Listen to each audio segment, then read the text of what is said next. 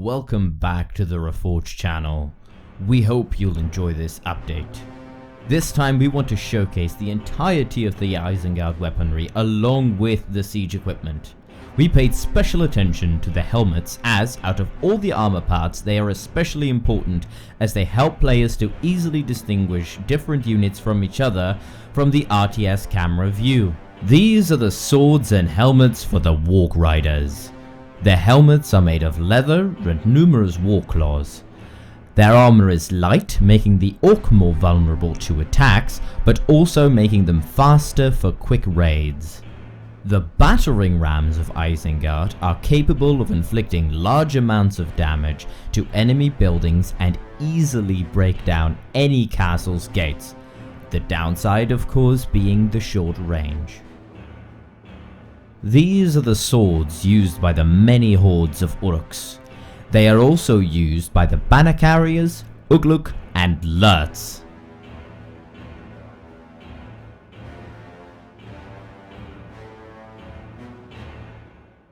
Uruk swordsmen use these shields marked with the white hand in battle.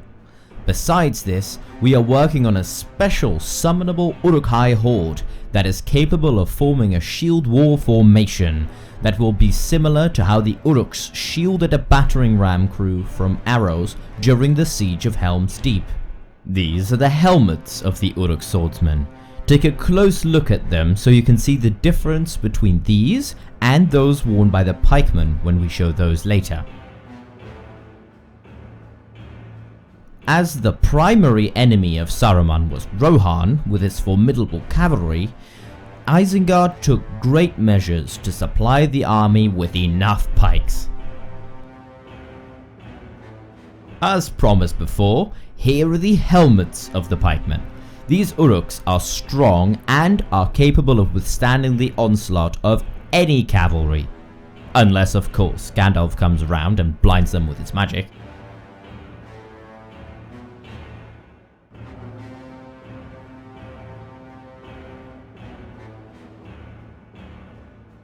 You might already be familiar with these.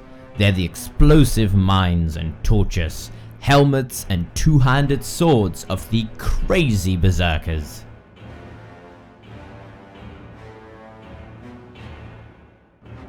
And here is the weapon of the crossbowmen.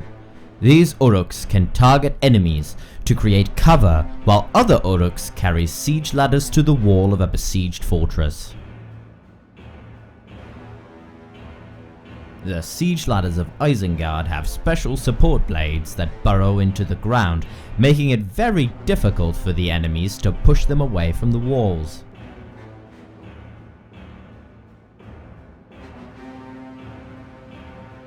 Crossbowmen fire bolts that can pierce the heavy armor of their enemies.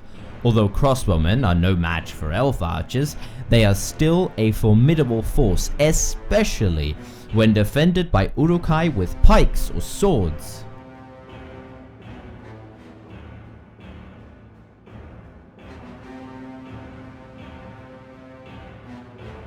These are the helmets of the Uruk crossbowmen and mine carriers. Its peculiar shape makes their head more defended from debris that fall after an explosion.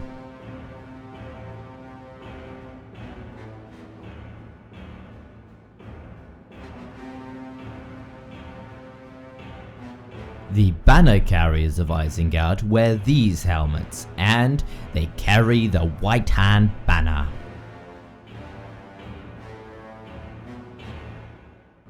These helmets are vastly different from helmets of other Uruks.